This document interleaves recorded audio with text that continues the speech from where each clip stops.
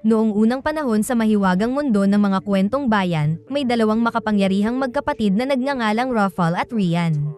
Magkasama nilang itinatag ang isang espesyal na paaralan upang mapanatili ang balanse sa pagitan ng kabutihan at kasamaan. Ngunit isang araw, biglang nagbago ang lahat. Unti-unting naging sakim si Ruffle at ninais niyang angkinin ang lahat ng kapangyarihan para sa sarili niya. Dahil dito, hinamon niya ang sarili niyang kambal sa isang mapanganib na laban. Ang mananalo ay magkakaroon ng ganap na kontrol sa buong paaralan, ngunit ayaw ni Rian na labanan ang kanyang kapatid. Sa halip na umatake, sinubukan lamang niyang protektahan ang kanyang sarili at tapusin ang alitan ng mapayapa. Nakalulungkot, ang kanyang kabaitan ang naging pinakamalaking kahinaan niya. Nahuli siya ni Ruffle at ibinunyag nito ang isang nakakatakot na lihim. Natutunan niya ang isang madilim at mapanganib na uri ng mahika na tinatawag na blood magic. Kahit alam niyang maaari rin siyang mapahamak dahil dito, wala siyang pakialam. Ngunit sa huli ay nagtagumpay pa rin si Rian at napatay ang kapatid. Makalipas ang maraming taon, nagsimula ang isang bagong kabanata. Sa isang maliit na nayon na tinatawag na Gavaldon, may isang dalagang nagngangalang Sophie. Mula pagkabata, pangarap na niyang mamuhay na parang isang prinsesa. Ngunit tila malayo ang katotohanan sa kanyang mga pangarap. Galing si Sophie sa isang mahirap na pamilya at nakatira kasama ang mga kapatid at madrasta. Sa kabilang panig naman ng Gavaldon, nakatira ang isa pang dalaga na nagngangalang Agatha. Hindi tulad ni Sophie, tahimik ang kanyang buhay kasama ang kanyang kakaibang ina. Madalas tuksuhin si Agatha ng mga taga-nayon bilang isang mangkukulam dahil sa kanyang ina. Pero hindi ito pinapansin ni Agatha. Bagamat magkaiba sina Sophie at Agatha, may isang bagay silang pareho. Pareho nilang kinamumuhian ang pamumuhay sa Gavaldon. Pakiramdam nila ay hindi sila tunay na nababagay doon. At marahil iyon ang dahilan kaya naging malapit silang magkaibigan. Isang araw, isang baliw na lalaki ang nagsimulang sumigaw sa kanya, tinatawag siyang mangkukulam at pilit siyang pinapaalis sa bayan. Nang makita ni Sophie na nasa panganib si Agatha, agad niyang hinampas ng kawali ang lalaki sa ulo. Nang hapon ding iyon, nagtungo ang dalawang magkaibigan sa aklatan ng nayon. Habang naroon sila, nakarinig sila ng isang misteryosong kwento tungkol sa isang mahiwagang lugar na tinatawag na School for Good and Evil, isang kakaibang paaralan kung saan umano nagsisimula ang mga fairy tale. Ayon sa librarian, may isang kakaibang pangyayaring naganap 20 taon na ang nakalipas. Isang dalaga na nagngangalang Leonora ang bigla na lamang naglaho sa nayon sa kalagitnaan ng gabi. Marami ang naniwalang dinala siya sa School for Good and Evil, ngunit wala talagang nakakaalam ng tunay na nangyari. Mula noon, naging isang malaking misteryo ang kanyang pagkawala. Pagkatapos marinig ang kwentong iyon, hindi na maalis sa isip ni Sophie ang mahiwagang paaralan. Pag-uwi niya, agad siyang sumulat ng liham para sa School for Good and Evil. Sa liham, ipinakilala niya ang kanyang sarili at hiniling na tanggapin siya bilang estudyante. Pagkatapos inilagay niya ito malapit sa wishing tree at naghintay na may mahiwagang mangyari. Pagkaraan ng ilang oras, bumalik siya upang tingnan ngunit nakalulungkot, naroon pa rin ang liham sa mismong lugar kung saan niya ito iniwan. Dahil dito, labis siyang nadismaya. Kaya nagpasya siyang siya mismo ang humawak sa kanyang kapalaran. Nang gabing iyon, lihim niyang pinlanong tumakas mula sa Gavaldon at iwan ang dati niyang buhay magpakailanman. Ngunit bago pa siya makatakas, bigla siyang natagpuan ni Agatha. At sa mismong sandaling iyon, may kakaibang nangyari. Nagsimulang kumalat ang pulang usok sa kalangitan. Mula sa kung saan, lumitaw ang isang nilalang at bigla nitong dinakip si Sophie. Ngunit sa halip na matakot, natuwa pa si Sophie. Tumakbo si Agatha upang habulin si Sophie at subukang hilain ito pabalik. Ngunit isang higanteng ibon ang biglang lumipad mula sa mga palumpong at dinakip silang dalawa sa kadinala ng napakalayo. Hindi nagtagal, nakarating sila sa misteryosong School for Good and Evil. Ngunit nagtaka silang dalawa nang si Agatha ay ibinagsak sa School for Good, habang si Sophie naman ay direktang itinapon sa School for Evil. Hindi makapaniwala si Sophie. Matagal na niyang pinangarap na maging isang prinsesa kaya ang mapunta sa gitna ng mga nakakatakot na eskwelahan ay parang isang bangungot. Samantala, nagising si Agatha sa isang magandang hardin ng mga bulaklak. Ngunit hindi rin naging maayos ang lahat para sa kanya. Minamaliit siya ng mga prinsesa dahil sa kakaiba niyang anyo, at agad naman siyang kinaladkad ng mga diwata para sa kanyang unang araw sa paaralan. Bago magsimula ang mga klase, dinala si Agatha sa isang silid para sa makeover kung saan nakilala niya ang gurong si Dovie. Matapos siyang bihisan ng maayos, nagtungo si Agatha sa orientation kung saan nagtipon ang lahat ng bagong estudyante. Ang una niyang ginawa ay hanapin si Sophie, at sa wakas ay nakita rin niya ang kanyang kaibigan. Ngunit bago pa man siya makalapit, pinigilan sila ng mga guro at pinaupo ang dalawang babae sa magkaibang panig ng silid. Di nagtagal, dumating ang mga prinsipe mula sa School for Good at ipinakita ang kanilang husay sa pakikipaglaban. Pagkatapos nito ay dumating si Tedros. Sa sandaling pumasok siya, humanga ang lahat. Si Tedros ay ang gwapong anak ni Haring Arthur, at halos lahat ng babae ay agad na nahulog ang loob sa kanya, lalo na si Sophie. Biglang dumating ang mga kontrabida upang hamunin din siya.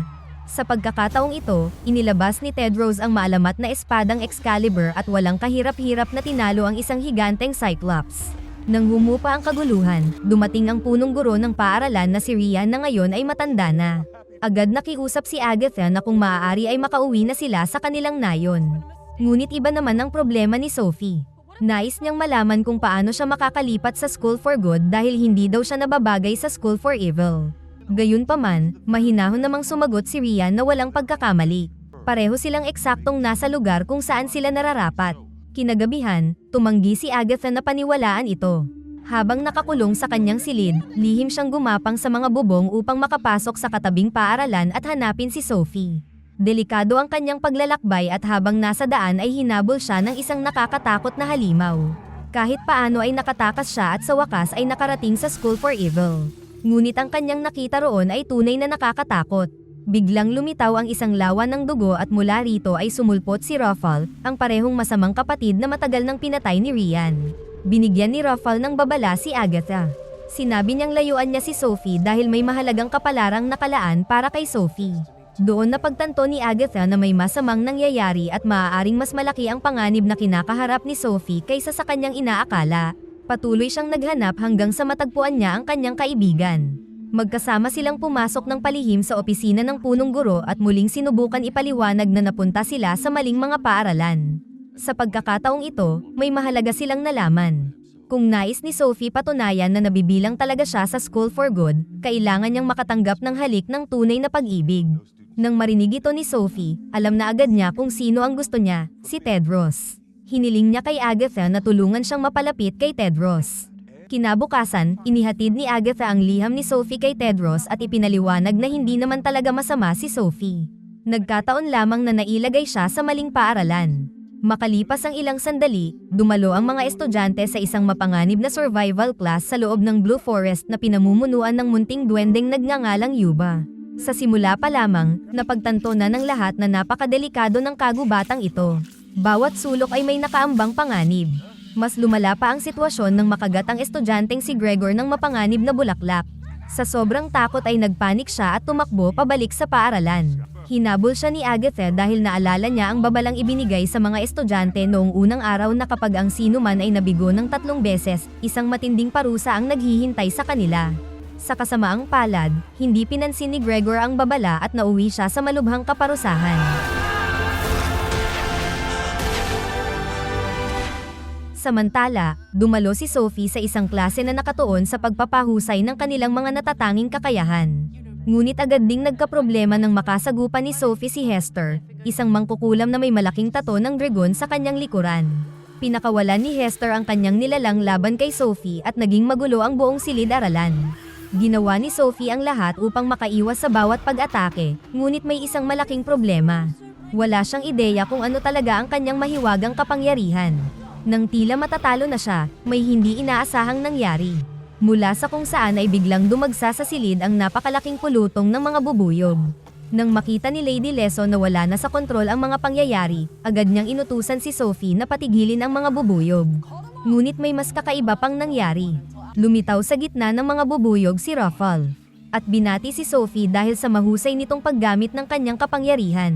Pag-alis ni Ruffle, agad na isinama ni Lady Leso si Sophie sa isang pribadong pag-uusap. Binalaan niya si Sophie na huwag sabihin kanino man ang pagbisita ni Ruffle. Inutusan din siyang agad na magulat sa kanya kung muling magpakita ito. Kinabukasan sa klase ni Professor Dovey, nagtanong si Agatha kung ano ang nangyari kay Gregor matapos itong mabigo, at nakakatakot ang sagot. Nalaman niyang ang mga estudyanteng paulit-ulit na nabibigo sa pagsubok ay ginagawang mga mahiwagang nilalang, katulad ng mga kakaibang isdang naninirahan sa kalapit na lawa. Di nagtagal, nagtipon ang mga prinsesa sa mahiwagang lawa at inilubog ang kanilang mga kamay sa tubig. Ipinapakita ng lawa sa bawat isa ang bagay na pinakanais ng kanilang puso. Ngunit nang si Agatha na ang sumubok, may hindi inaasahang nangyari. Sa halip na ipakita ang ninanais ng kanyang puso, biglang nagtipon ang mga isda sa kanyang kamay at isang tunay na babae ang umangat mula sa tubig. Nagulat ang lahat. Ibinunyag ng misteryosong babae na nabigo siya sa paaralan mahigit 100 taon na ang nakalipas at mula noon ay nakulong na siya rito. Nagpasalamat siya kay Agatha sa pagpapalaya sa kanya. Bago pa man maproseso ni Agatha ang nangyari, isang higanteng ibon ang biglang lumitaw sa malapit. Mabilis na tumakbo si Agatha palayo. Ngunit maya-maya, may napagtanto siyang masakit. Si Gregor pala ang higanteng ibon. Ganap na siyang nabago. Nais siyang tulungan ni Agatha kaya lumapit siya rito. Ngunit bago pa siya makakilos ay biglang dumating si Tedros. Sa pag-aakalang nasa panganib si Agatha, agad niyang ibinata ang kanyang espada diretso sa puso ng higanteng ibon. Labis na nalungkot si Agatha kaya sa halip na pasalamatan ay sinuntok niya si Tedros. Nalito si Tedros dahil ang tanging hangarin lamang niya ay protektahan siya. Dumating si Professor Dovey at pinabalik ang lahat sa kanilang mga silid. Kalaunan sa oras ng pahinga, sa wakas ay nagkita sina Agatha at Sophie. Ikinwento ni Agatha ang lahat ng nangyari. Doon ay ibinunyag din ni Sophie na dinalaw siya ni Ruffle. Biglang lumapit si Tedros na may pasa sa mata. Sa wakas ay nagkaroon si Sophie ng pagkakataong makausap si Tedros ng formal. Ngunit isang gwardya ang biglang dumating at inistorbo sila. Dinala nito si Sophie diretso sa silid ng kaparusahan kung saan naghihintay na si Lady Leso. Itinali ni Lady Leso si Sophie sa isang upuan at pinutol ang kanyang buhok. Ayon kay Lady Leso, ang kagandahan ni Sophie ang pumipigil sa mga tao na makita kung sino talaga siya sa loob. Labis na nalungkot si Sophie sa sinabi niya. Nagsimula siyang magtanong sa sarili kung bakit tila unti-unting gumuguho ang lahat sa kanyang buhay. Ngunit ng araw ding iyon, bumisita na naman si Ruffle. Sa pagkakataong ito, binigyan niya si Sophie ng mapanganib na payo. Sinabi niya na kung talagang may gusto siya, dapat na niyang tigilan ang pag-aalala sa mga patakaran at gawin ang anumang kinakailangan upang makuha ito. Unti-unting nagsimulang makinig si Sophie sa kanya. Sa isa pang klase, ipinaliwanag ni na Professor Dovey at Lady Leso ang isang mahalagang bagay sa mga estudyante. Upang ganap na magamit ang kanilang mahika, kailangang ma-unlock muna ng mga bayani at kontrabida ang tinatawag na finger glow, ang mahiwagang kapangyarihang nakatago sa kanilang kalooban. Di nagtagal, isa-isang nagsimulang magising ang mga kapangyarihan ng lahat. Ngunit nang pumasok si Sophie sa klase, nagulat ang lahat. Lubos na siyang nagbago. Sa kanyang bagong ayos at kumpiyansa, buong pagmamalaking nagpasalamat si Sophie kay Lady Leso sa pagtulong sa pagbabago ng kanyang itsura. Sa halip na makipagtalo sa mga kontrabida, bigla siyang naging kaibigan ng mga ito at nakipagsanib puwersa pa sa mismong mga taong dati ay galit sa kanya. Agad na napansin ni Agatha ang kanyang pagbabago. At sa kagustuhang tulungan ng kaibigan, binigyan ni Agatha si Sophie ng isang ideya.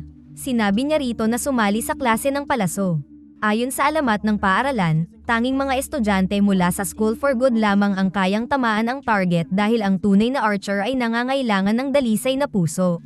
Sa simula, tila imposible ito, ngunit sa lihim na pagtulong ni Agatha, nagawa ni Sophie na tamaan ang target.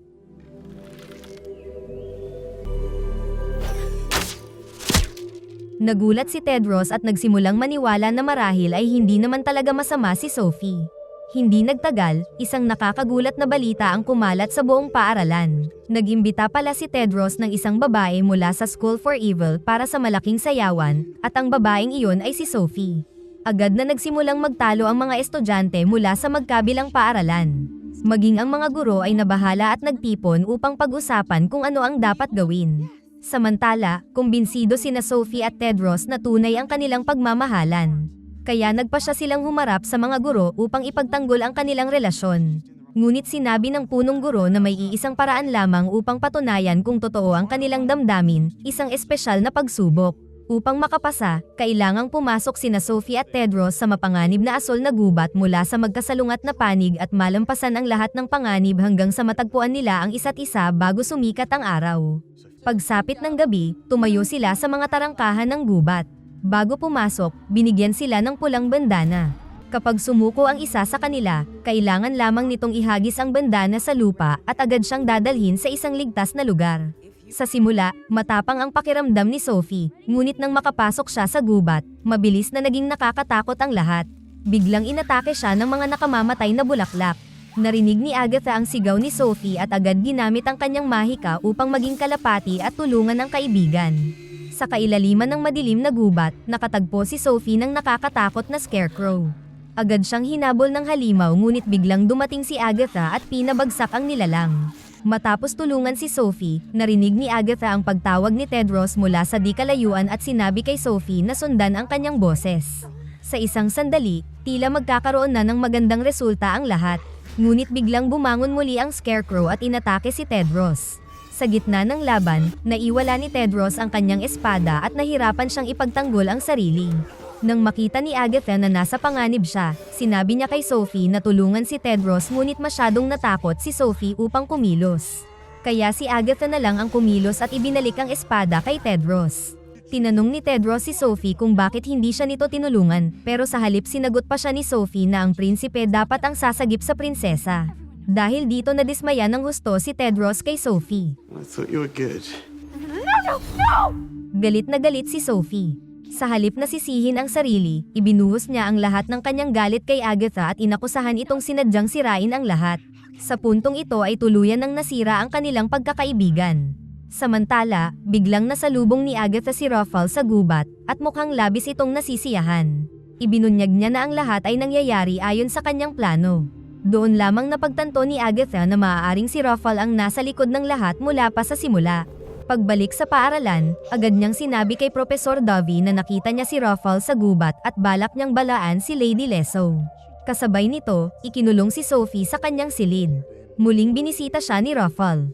Sa pagkakataong ito, may itinuro itong mas madilim na kapangyarihan. Sinimulan niyang turuan si Sophie kung paano kontrolin ang blood magic. Kalaunan, habang pinag-uusapan ng mga guro ang lumalaking panganib, biglang dumating si Principal Rian dala ang masamang balita, nawawala si Sophie. Agad na naghiwa-hiwalay ang lahat upang hanapin siya. Samantala, pumunta si Agatha sa malaking sayawan ng paaralan, umaasang doon magpapakita si Sophie. Nang makita ni Lady Leso si Sophie, ibang-iba na ang itsura nito. Labis siyang natakot at agad na hiniling na malaman kung ano ang ginawa ni Ruffle sa kanya. Pagkatapos ay ibinunyag ni Sophie na alam na niya ang nakaraan ni Lady Leso dahil ikinwento sa kanya ni Ruffle ang lahat. Si Lady Leso pala ang nawawalang babae mula sa Gavaldon 20 taon na ang nakalipas. Ang tunay niyang pangalan ay Leonora. Biglang dumating si Professor Dovey at mabilis na napagtanto ang isang kakilakilabot na katotohanan. Natutunan na ni Sophie gamitin ang mapanganib na blood magic. Samantala, sa sayawan ng paaralan, patuloy na hinahanap ni Agatha si Sophie nang biglang hinarangan siya ni Tedros. Taos-pusong pinasalamatan ni Tedros si Agatha sa pagsagip sa kanyang buhay sa kagubatan. Sinabi niya pa na naniniwala siyang si Agatha ang kanyang tunay na pag-ibig. Lubos na nagulat si Agatha. Ngunit agad niyang sinabi kay Tedros na nasa panganib si Sophie at ginagamit siya ni Ruffle upang sirain ang lahat. Sakto namang dumating si Sophie sa sayawan at nagulat ang lahat. Napansin ni Sophie na nagsisimula ng magkagusto si Tedros kay Agatha. Puno ng selos at dalamhati, nagbanta si Sophie na wawasakin si Agatha. Bumunot ng espada ang mga prinsipe upang protektahan si Agatha ngunit sa isang kumpas lamang ng kanyang kapangyarihan, natunaw ni Sophie ang lahat ng kanilang sandata. Bago umalis, opisyal niyang idineklara ang digmaan laban sa sarili niyang matalik na kaibigan. Hindi nagtagal, may natuklasang nakakatakot ang mga estudyante. Ang lahat ng guro mula sa dalawang paaralan ay ginawang mga manika. At kung wala ang mga guro, wala nang natitirang makakapigil sa kung anumang paparating. Agad na ninais lumaban ni Tedros. Nagtungo si Agatha sa napakalaking pagdiriwang ng School for Evil. Ngunit sa halip na takot, nakita niyang nagsasayawan, nagtatawanan, at sabik na naghihintay ng labanan ang lahat ng kontrabida. Di nagtagal, sinalakay ng mga bayani ang tore.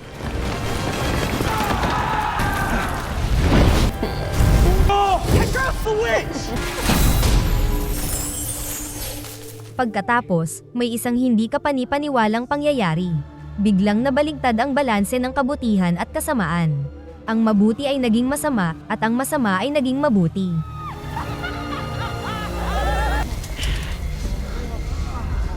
Sa isang iglap, nagbago ang lahat. Habang lumalaganap ang kaguluhan, sumiklab ang isang napakalaking digmaan. Nakatanaw lamang si Sophie at kontrolado ang buong labanan na parang isang reyna na nag-e-enjoy sa bawat sandali habang unti-unting natatalo ang kabutihan. Samantala, patuloy na nakikiusap si Agatha sa lahat na tigilan ang paglalaban, ngunit walang nakikinig. Sa gitna ng kaguluhan, malubhang nasugatan si Tedros. Nagmadaling tulungan siya ni Agatha, ngunit bago pa niya ito marating, bigla siyang nabihag ni Sophie. Matapos ikulong si Agatha, nagtungo si Sophie sa tore ng punong guro. At doon niya nalaman ang pinakamalaking lihim. Ang lalaking pinaniniwalaan ng lahat na si Principal Rian ay si Ruffle pala sa buong panahong ito. Naniwala ang lahat na si Rian ang nakaligtas matapos itulak si Ruffle mula sa bangin. Ngunit hindi iyon ang nangyari. Matapos ang labanan, palihim niyang sinaksak ang sarili niyang kapatid sa likuran at pinatay ito. Pagkatapos, inangkin ni Ruffle ang pagkakakilanlan ni Rian at ginugol ang sumunod na 200 taon sa pagpapanggap bilang punong guro ng paaralan. Unti-unti niyang nilason ang balanse sa pagitan ng kabutihan at kasamaan. Dahan-dahan niyang ginawa ang kabutihan na maging makasarili, mayabang, at labis na nahuhumaling sa kagandahan. Lahat pala ay bahagi ng isang napakalaking plano, at si Sophie ang huling hakbang ni Ruffle. Ayon kay Ruffle, lahat ng pinaghirapan niya ay sa wakas nagbunga na. Ngayon, nais niyang mamuno kasama si Sophie sa kanyang tabi magpakailanman. Ngunit bago iyon, sinabi niyang kailangan nilang selyuhan ang kanilang pag-ibig sa pamamagitan ng halik ng tunay na pag-ibig. Nalilito at puno ng emosyon, pumayag si Sophie. Ngunit sa mismong sandaling iyon, napagtanto ni Sophie ang kakilakilabot na katotohanan. Sa paghalik niya kay Ruffle, ipinahamak niya ang lahat. Nagsimulang gumuho ang mga gusali, at nasira ang School for Evil. Ang mga estudyante at guro sa paligid niya ay nagsimulang magdusa. Kaagad na pinagsisihan ni Sophie ang lahat. Sa wakas ay naunawaan niya na niloko siya ni Ruffle. Akala niya ay maghahari silang magkasama. Ngunit hindi kailanman nais ni Ruffle na mamuno sa sinuman. Ang gusto niya ay sirain ang lahat at muling buuin ang mundo mula sa simula. Nang tila wala ng pag-asa, may biglang dumating. Si Agatha. Sa sandaling makita siya ni Sophie, tumakbo siya at mahigpit na niyakap ang kanyang matalik na kaibigan.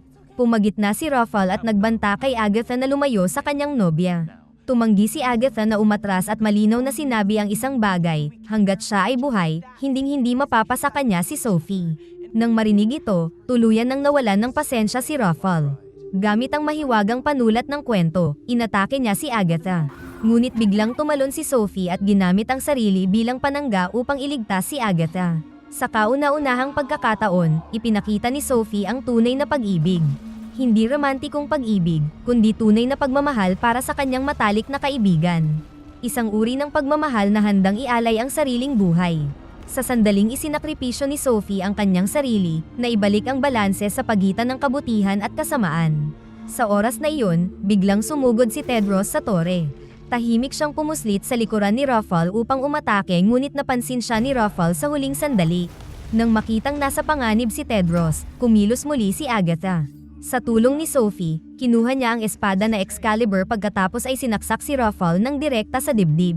Sa wakas, ang kasamaan na bumabalot sa paaralan sa loob ng maraming siglo ay tuluyan nang nawala. Ngunit hindi nagdiwang si Agatha. Agad siyang bumalik kay Sophie. Mahina na si Sophie at halos hindi na makapagsalita. Habang lumuluha, tahimik niyang sinabi ang isang nakakadurog pusong bagay. Hindi raw niya kailanman ginustong maging masama, ngunit marahang inaliw siya ni Agatha. Sinabi niya ang isang napakagandang katotohanan, hindi ka masama. Tao ka lamang na nagkakamali. Pagkatapos noon, biglang hindi na gumalaw si Sophie. Tuluyang bumagsak sa pag-iyak si Agatha. Hinalikan niya si Sophie saka nagpaalam. Ngunit may hindi inaasahang nangyari.